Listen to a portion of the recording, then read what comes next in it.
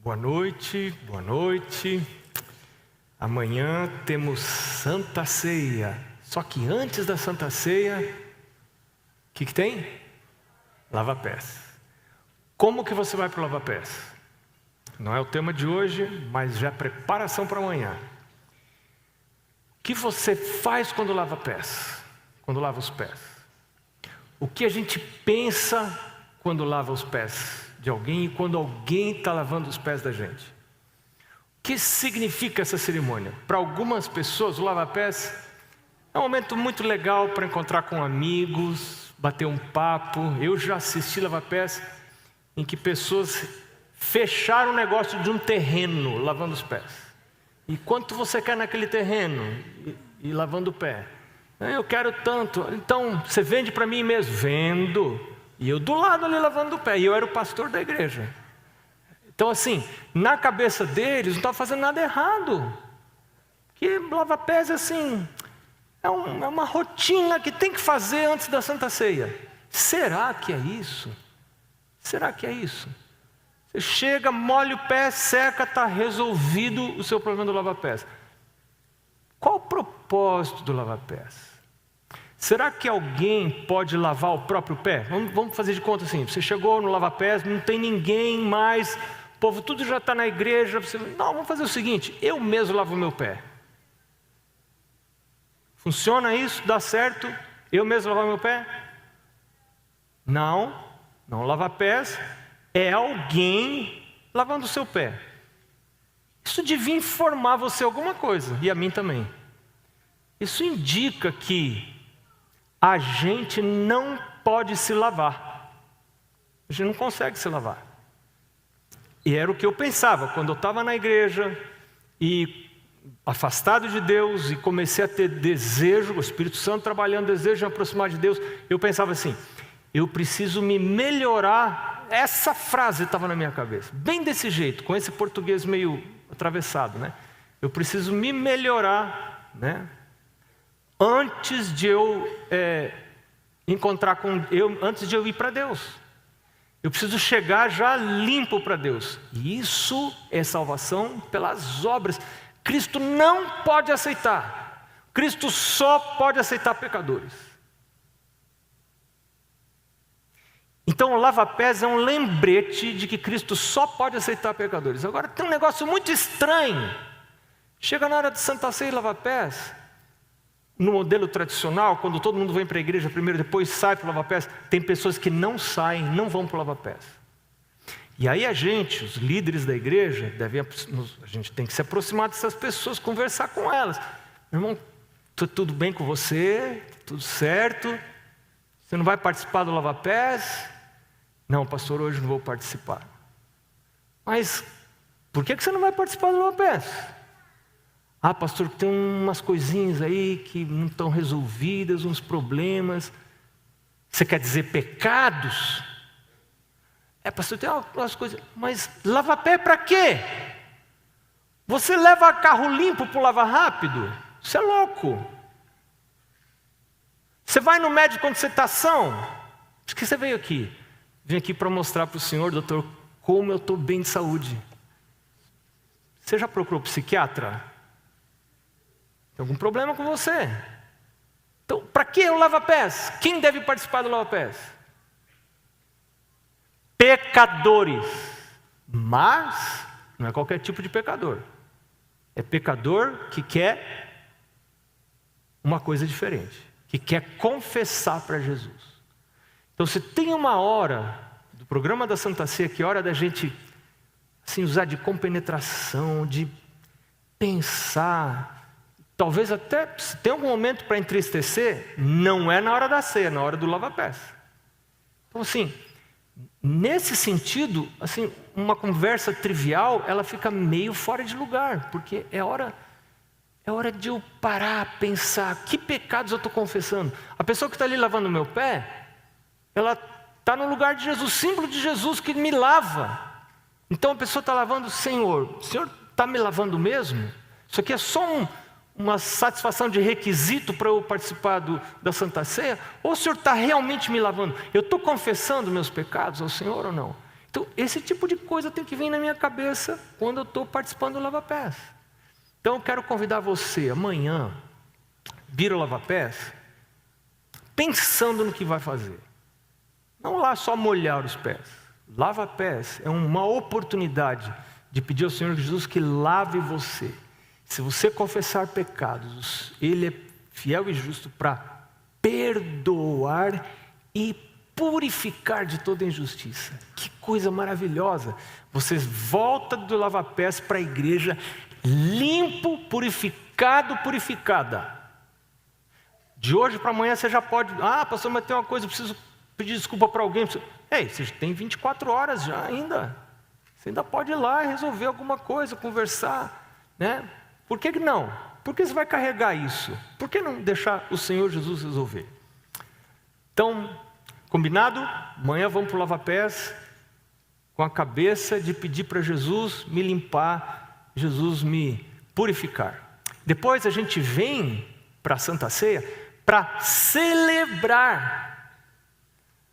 A celebrar é uma alegria. A gente celebra o quê? A morte de Jesus. Mas você fica contente quando alguém morre? Claro, porque ele morreu no seu lugar. Então você vai ficar contente. Oh meu Deus, obrigado Jesus, o Senhor morreu no meu lugar. Porque o Senhor morreu, derramou o sangue, toma o suco. O seu corpo foi entregue por mim. O pão, o corpo. Mas a gente vai falar de novo um pouquinho, mas só dando uma palhinha antes da Santa Ceia. Então é um momento de celebrar, de agradecer. Obrigado, meu Deus. Bom, o assunto hoje para mim, um assunto muito precioso. É a guarda do sábado. Um testemunho da crença no poder mantenedor e restaurador de Deus. Quando eu guardo o sábado, como ele deve ser guardado. Ele é um testemunho da minha crença no poder restaurador e no poder mantenedor de Deus. Eu paro e digo, tem um Deus que é soberano e eu estou debaixo dele. Por isso eu paro. Eu não paro na hora que eu quero, eu paro na hora que ele quer. A hora que ele diz que é para parar, a hora que a palavra dele fala que é para parar, essa hora eu paro. Eu me submeto a Deus. A guarda do sábado é um sinal de submissão ao Senhor. Mas é sinal de uma outra coisa a mais. Eu queria convidar você para abrir a Bíblia em 1ª Epístola de João. Está bem no finalzinho da Bíblia, antes do Apocalipse.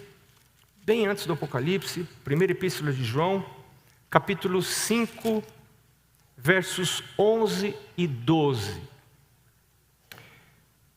Aparentemente esse verso não tem nada a ver com sábado, né?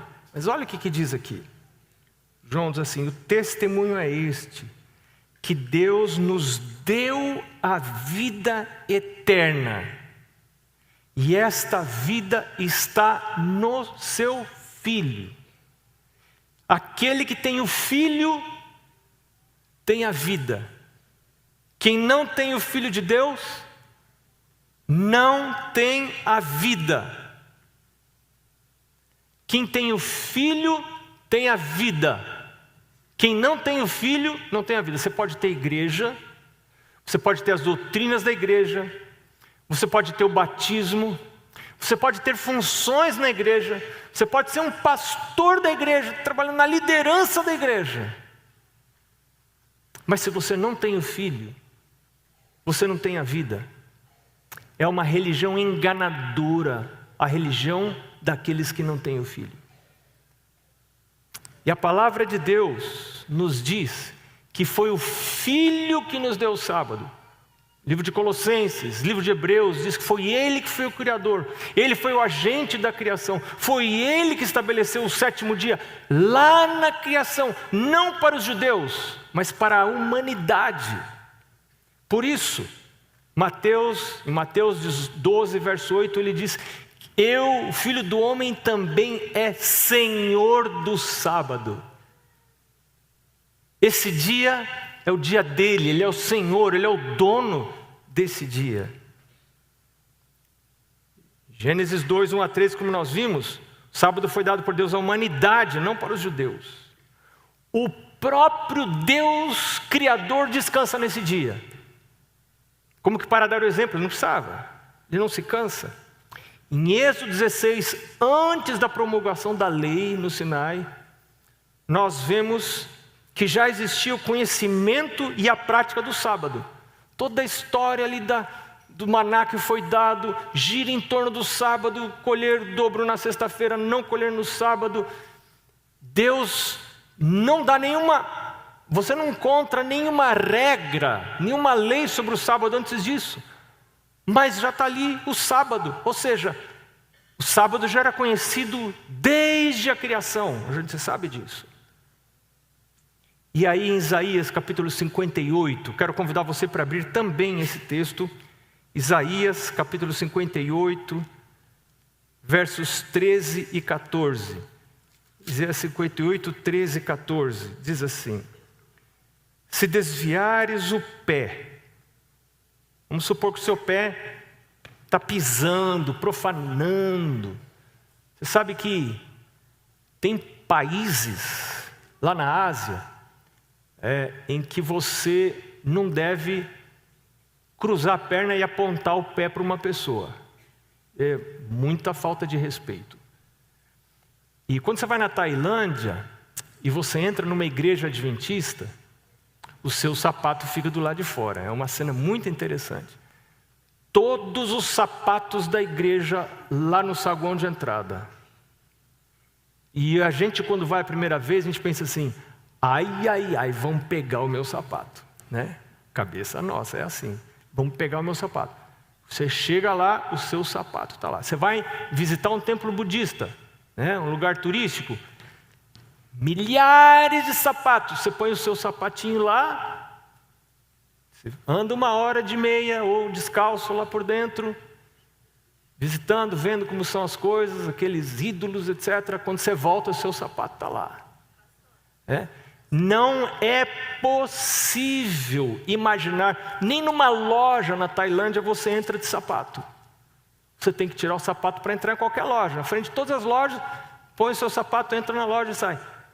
Entrar em casa, nem pensar. Você está sujando a casa, você tem que entrar descalço. Mas vamos supor agora, vindo para cá, diz o capítulo 13, o capítulo 58, verso 13: se desviares o pé, você está com o pé profanando o sábado, fazendo o que não deve fazer no sábado, assim que se profana o sábado. Mas se você desviar o pé de cuidar dos teus próprios interesses, no meu santo dia, esse dia é dele. Ele fala: esse é o meu santo dia, é de Jesus, porque ele disse: o Filho do Homem é Senhor do sábado. Mas se chamares ao sábado deleitoso, santo dia do Senhor, digno de honra, e o honrares, não seguindo os teus caminhos, não pretendendo fazer a tua própria vontade, nem falando palavras vãs, então o que vai acontecer? Te deleitarás no Senhor. Tem gente que não gosta de Deus. Tem gente que não gosta de Deus. Vem à igreja com medo do dia do juízo, mas não gosta de Deus. E uma das razões pelas quais não gosta de Deus é porque não guarda o sábado como deveria guardar. O que Deus está nos falando aqui através de Isaías é que se eu desviar o meu pé de profanar o sábado, de falar minhas próprias palavras, de fazer a minha própria vontade, fazer o que eu quero no sábado, a minha guarda do sábado se resume a ir à igreja. Vou à igreja e ainda chego só para o culto, não vou para a escola sabatina.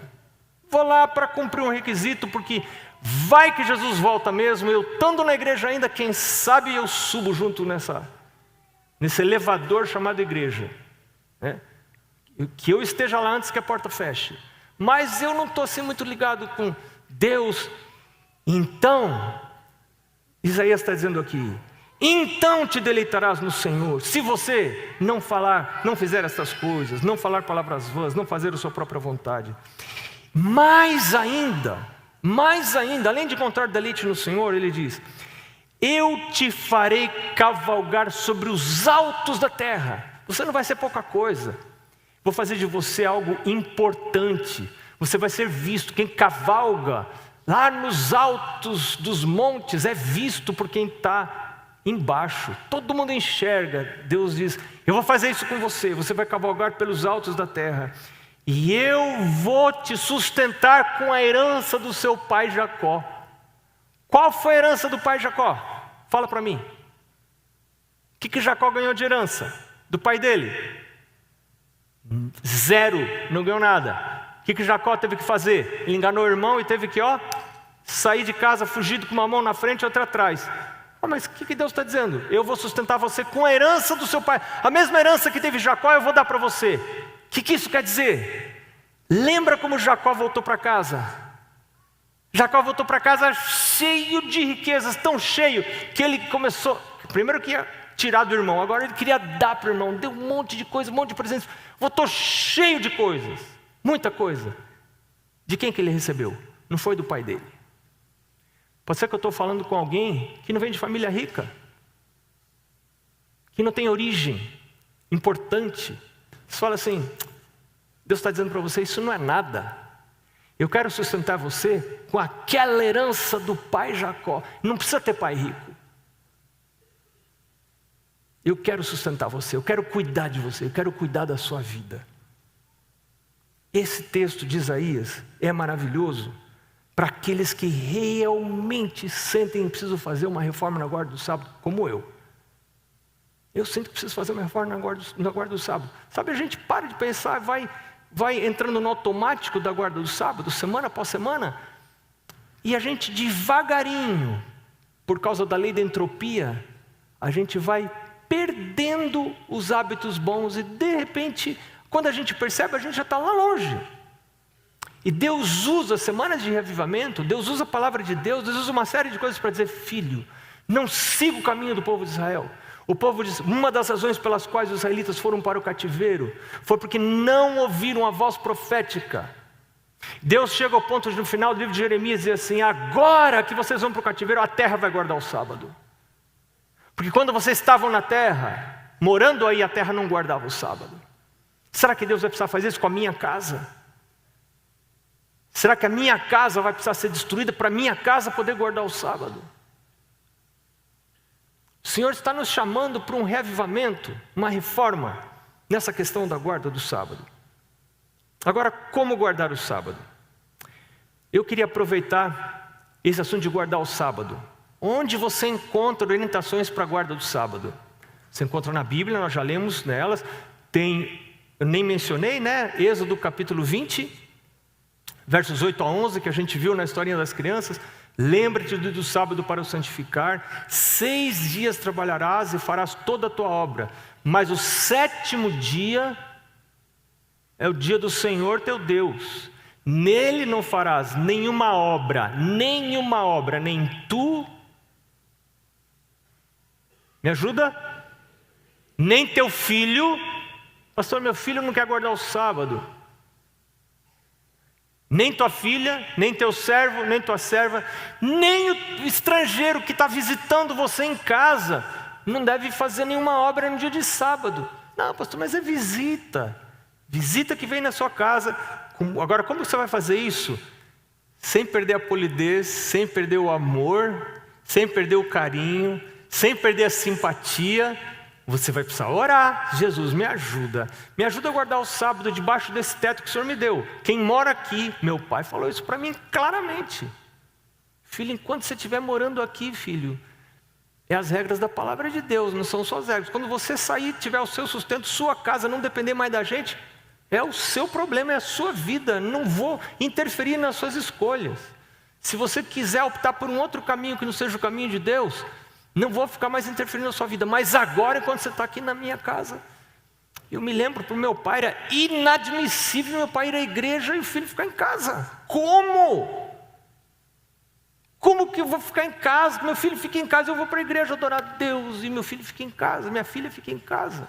Ah, mas eu não quero ir à igreja. Meu pai disse: filho, não posso fazer você gostar de Deus. Isso é entre você e Deus. Mas o que eu posso fazer é pedir a você que vá com a gente à igreja sempre que a gente for à igreja. A igreja é a casa de Deus, e essa casa foi dedicada para Deus. A gente quer você aqui, você não precisa ficar aqui, mas a gente quer que você fique. Nós amamos você, você foi um presente dado por Deus, né? Mas um dia, no dia do juízo, eu preciso falar para Deus: o que eu fiz do meu filho?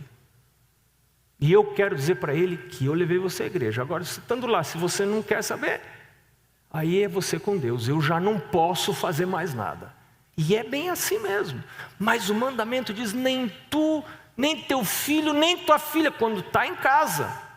Depois que saiu de casa, aí é com Deus. E é só a oração da gente. Mas eu quero conversar com você um pouquinho sobre uma palavrinha que eu tenho ouvido por aí. Perfeccionismo. Quando a gente começa a pensar em o que fazer, o que não fazer, alguém já falou, é perfeccionismo. Então a pergunta que eu queria deixar assim para a gente pensar: o que o perfeccionismo é e o que o perfeccionismo não é? Será que o perfeccionismo é representado por uma pessoa uma mulher, por exemplo, que usa apenas saia porque acha que não deve usar calça comprida? Eu não estou fazendo juízo de valor, não estou dizendo quem está certo e quem está errado. Estou só jogando para você pensar, tá bem? Será que é meu papel procurar convencê-la do contrário? Será que o perfeccionismo é representado por uma pessoa, uma garota, que escolhe não usar adornos, brincos, piercing, correntinhas de pescoço, pinturas extravagantes? Ou uma que escolhe não expor o corpo com transparências, aderências ou ausências? Ou um rapaz que acha que não deve ter contato físico no namoro?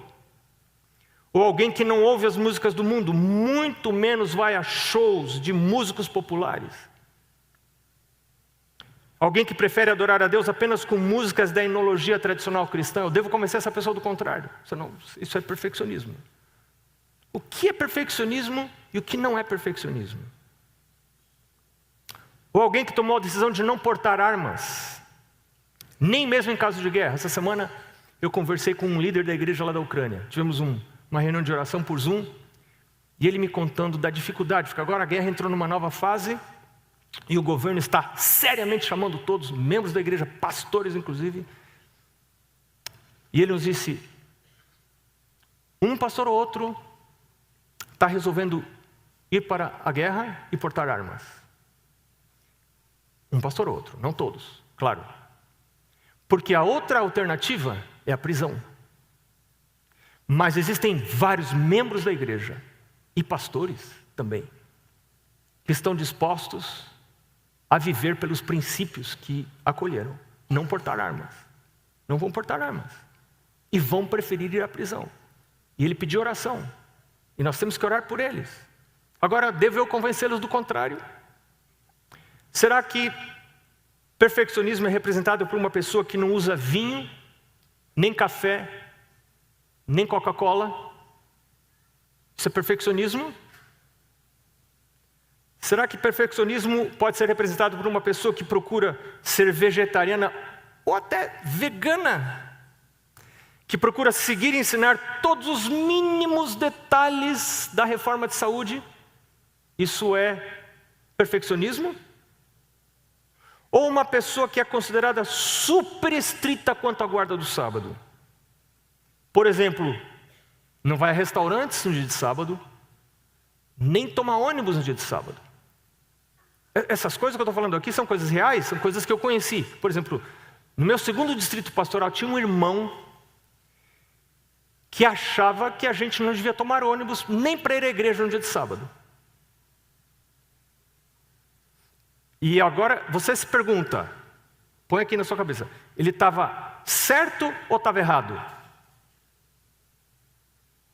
Ele achava, em oração, estudando a Bíblia, lendo Espírito e Profecia, ele achava que não deveria tomar ônibus no dia de sábado, nem para ir à igreja.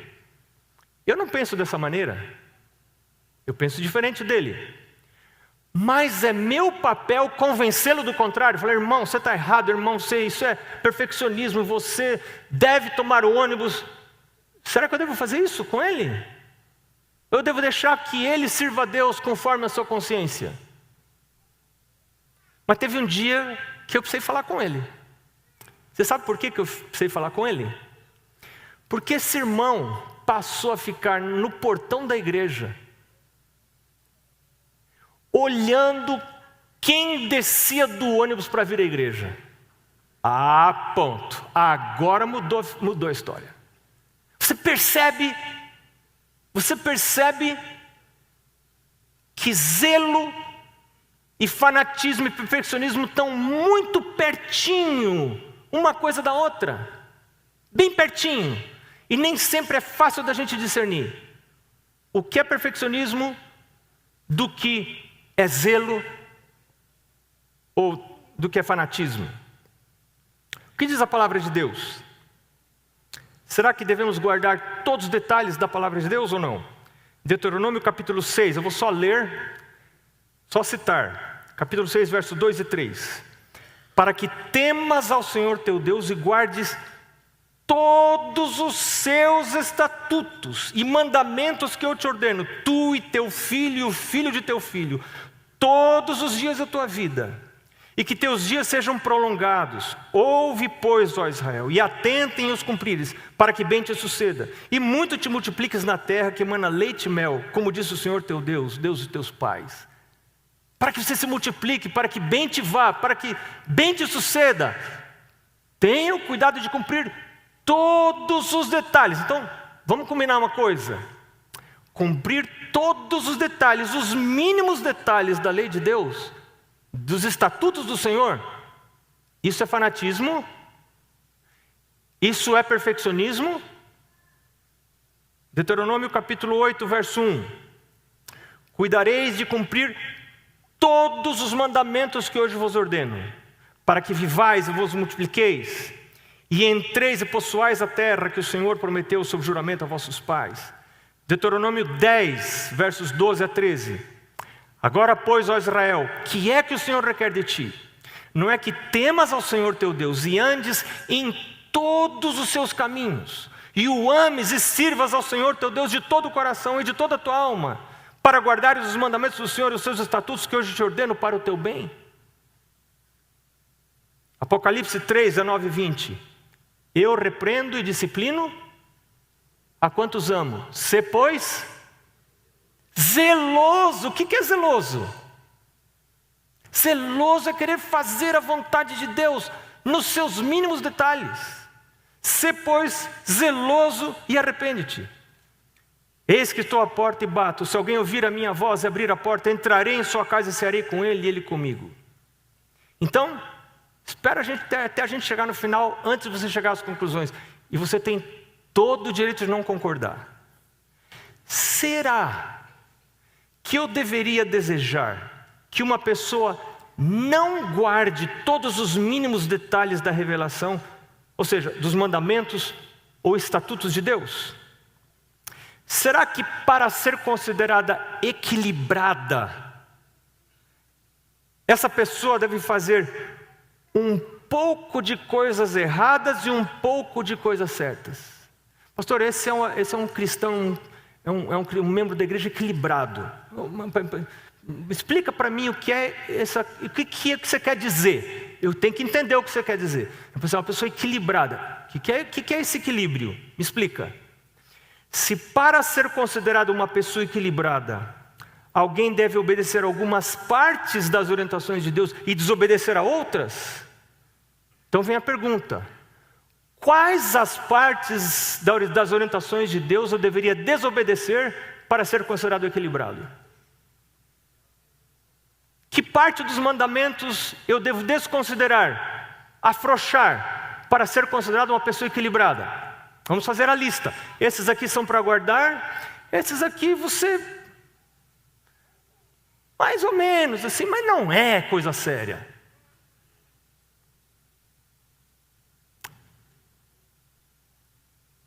Tentando esclarecer o que é temperança. Sabe os 8 remédios, né?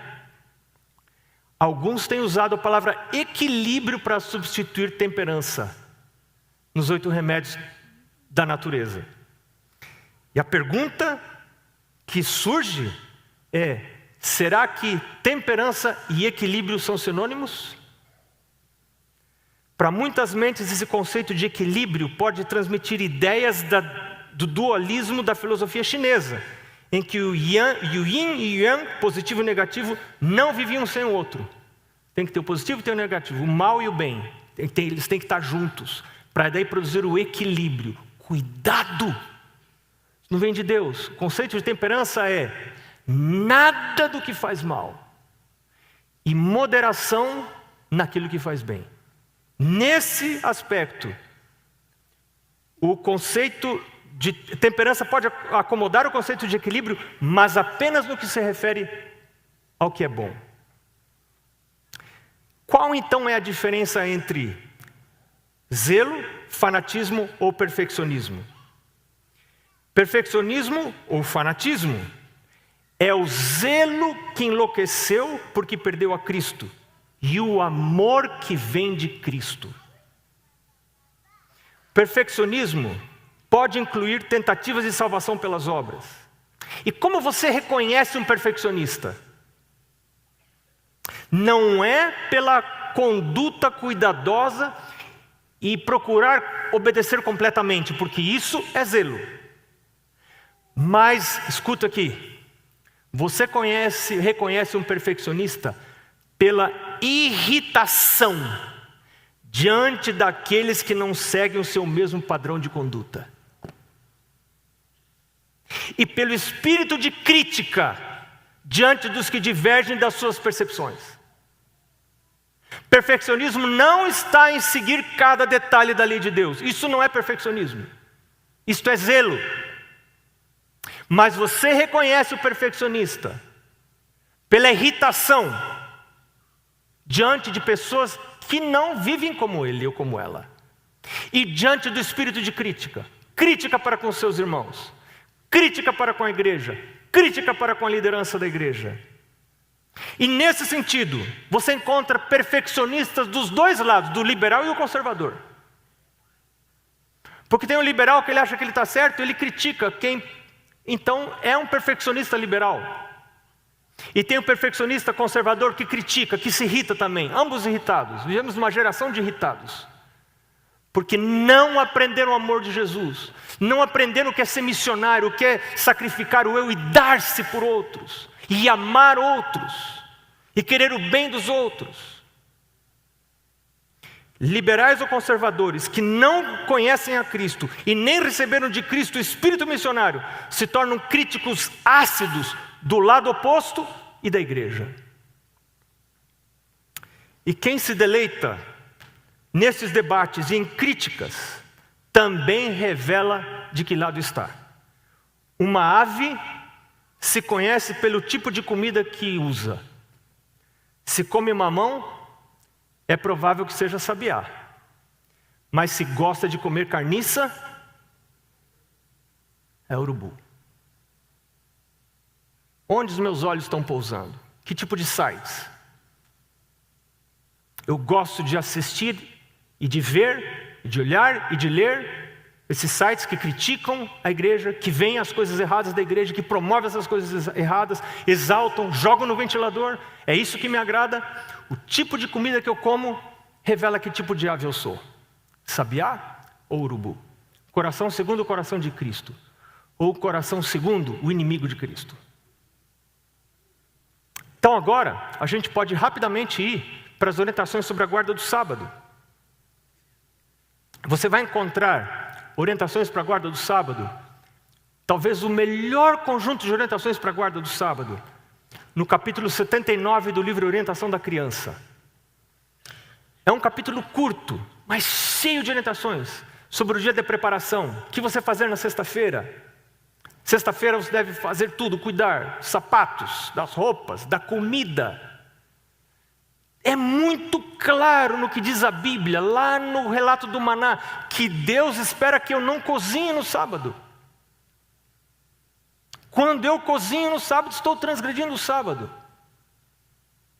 Ellen White, ali no livro Orientação da Criança, ela diz que, apesar de nós não devemos cozinhar no sábado, nós não precisamos comer comida fria no sábado, nós podemos aquecer, porque hoje a gente não precisa sair catando gravetos por aí para poder aquecer a comida, é só você ligar o fogão, esquente. Então, por que a gente faz essa preparação toda? Por que no sábado a gente muda o estilo de conversação?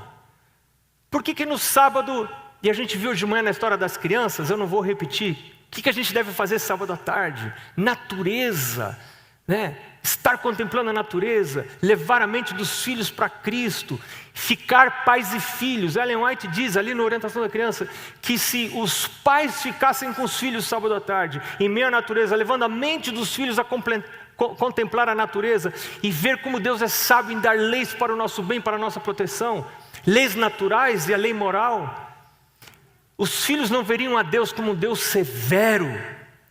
Os filhos teriam deleite no sábado. E tem o horário do sábado, horário para começar, horário para terminar o sábado. E a gente começa com o culto. Ela diz lá, antes do sábado, toda a família deve estar reunida. A gente deve tomar provisões.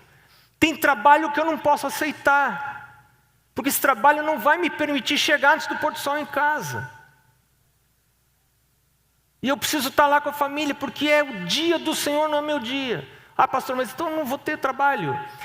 O sábado, a guarda do sábado é um testemunho de que você confia no poder provedor de Deus. Mas por que algumas pessoas não encontram prazer no sábado? Eu me lembro, quando eu era pequeno, na minha igreja, né, eu era adolescente, lá no NASP Campus 1, que foi a minha igreja de infância, e tem muita gente aqui que era do meu tempo lá. Eu me lembro assim que a gente não falava de esportes durante o sábado, mas depois do culto a gente falava assim.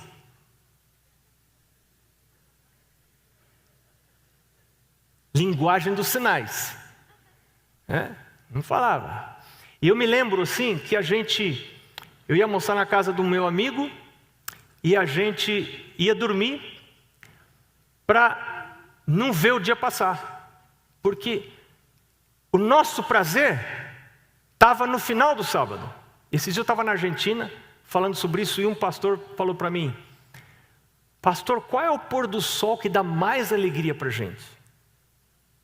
É o pôr do sol do começo ou o pôr do sol do final do sábado? Gente, que pergunta, né? Essa pergunta revela, a resposta dessa pergunta revela claramente de que lado eu estou, onde eu estou. E por que algumas pessoas não encontram prazer no sábado? Porque elas não aprenderam a conhecer o Senhor do sábado. Durante a semana elas não andaram com o Senhor do sábado. Durante a semana elas não procuraram Cristo. E agora a gente volta para o primeiro verso de hoje. João fala assim, o testemunho é esse, que Deus nos deu a vida eterna. E esta vida está em quem? No Filho. Quem tem o Filho tem a vida. Quem não tem o Filho não tem a vida eterna. Se você não tem o Filho de Deus, o sábado é uma coisa horrível. Você quer que acabe logo, você não tem o que fazer, você não conhece o Filho. O sábado é o dia para você encontrar com o Filho de maneira especial. Mas você já encontrou com Ele durante toda a semana. E agora você vai passar tempo especial. Você quer acordar mais cedo no sábado. Você não vai querer dormir, hoje é sábado, vou dormir até a hora da escola sabatina. Não! Não, você quer acordar mais cedo, porque você quer estar com o Filho de Deus. E você encontra com o Filho através da sua palavra, quando você examina a palavra dEle. Examinais as Escrituras, porque julgais ter nelas a vida eterna, e são elas mesmas que testificam de mim. É dia de passar tempo com o Filho. Só que a gente faz tanta coisa no sábado, é junta a panela, é comissão de igreja, é isso, é aquilo, e encontra com amigos, e tudo menos encontrar com o Filho. É como aquele namorado que trabalha numa cidade distante, no final de semana, no domingo, o único dia que ele pode visitar a namorada, e ele chega na casa da namorada para visitar a namorada fala, senta aí no sofá um pouquinho, que eu preciso lavar o quintal. Agora acabei de lavar o quintal, eu vou ajudar minha mãe a fazer o almoço. Depois que ela ajudou a mãe a fazer o almoço, ela diz, agora eu vou lavar a louça, fica aí na sala esperando. Aí depois ela vai fazer mais uma outra coisa, até a hora do ônibus dele voltar para a cidade onde ele estava. Ele foi para quê? Ele foi para encontrar com ela. Mas o que você diria para esse rapaz? Meu amigo, essa garota não gosta de você. Ela não quer ficar com você, você está entendendo? Ela não vê a hora de você ir embora. E é por isso que o sábado não dá prazer. Porque a gente não conhece o Filho de Deus. A gente não quer passar tempo sozinho com Ele. A gente está acostumado a estar com ruído o tempo todo. Toda hora tem que ter música na cabeça. A gente não sabe o que é silêncio para ouvir a voz de Deus. Tem que ter ruído o tempo todo. Porque a gente quer se distrair do fato de que a gente não conhece a Deus. E é no silêncio que a gente encontra Deus. O Senhor está nos chamando hoje para conhecê-lo. Ele que é o Senhor do sábado. Daqui a 2 dias, para quem está aqui nessa semana, não para quem está assistindo depois, mas daqui a 2 dias será o sábado. Amanhã, a essa hora, já é sábado. Começa no pôr do sol de sexta-feira. Eu quero convidar você a convidar o Filho de Deus, ir à presença dEle e dizer: Senhor Jesus, eu não te conheço, Senhor Jesus. Eu não sei quem o Senhor é. Eu quero conhecer melhor. Paulo diz: eu quero conhecer a Cristo. E ser achado nele, não tendo justiça própria que vem da lei, mas a justiça que vem de Deus é pela fé. Eu quero conhecer a Cristo. Paulo queria conhecer a Cristo. Eu também quero conhecer a Cristo. Preciso conhecer a Cristo. Se eu não conhecer a Cristo, e se eu não usar as horas do sábado para passar tempo silencioso, só eu com Ele, eu não vou ter prazer no sábado. Vou ficar olhando para o relógio toda hora e perguntando, que nem eu perguntava muitas vezes: mãe, já deu o pôr do sol? Mãe, já deu o pôr do sol? A mãe: falta 1 hora, meu filho. Minha cabeça não estava no sábado, minha cabeça estava nos brinquedos, na bola, nas outras coisas. Isso era o meu prazer. Mas o coração cheio do Espírito Santo está se preparando para a volta de Jesus. Vai ter prazer na comunhão com o Senhor. Eu quero convidar você para tomar o seu cartão de compromisso. Mais uma vez. Deixa eu pegar o cartão correto aqui. No antepenúltimo item. Esse quadradinho, essa caixinha aqui que tem do lado. Guarda do sábado. Por trás dessa palavra tem muita coisa. Eu quero pedir ao Senhor que me ajude a fazer, que Ele faça, não eu fazer, Ele faça uma reforma na minha guarda do sábado. Tem um horário para começar o sábado. E tem horário para terminar o sábado. A gente deve indicar o horário de começo, o horário de final. E envolver os filhos, envolver a família. Tem um texto que a gente não teve tempo de ler. Ellen White diz assim: quando os pais não sabem onde os filhos estão durante o sábado, deixam os filhos brincarem durante o sábado, à vontade com seus colegas, Deus considera os pais transgressores do sábado.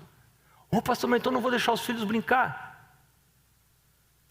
Mas você tem que chamar os filhos. É o dia de você ficar com eles. É o dia de ir para a natureza. É o dia de andar com eles. Isso vai dar muito mais prazer para eles do que brincar.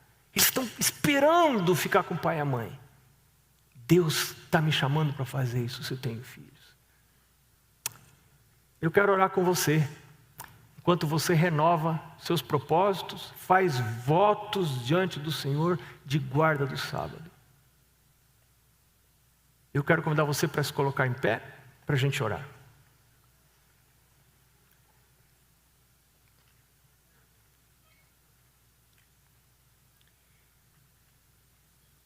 Senhor, estamos a pouco menos de 24 horas do início de um novo sábado.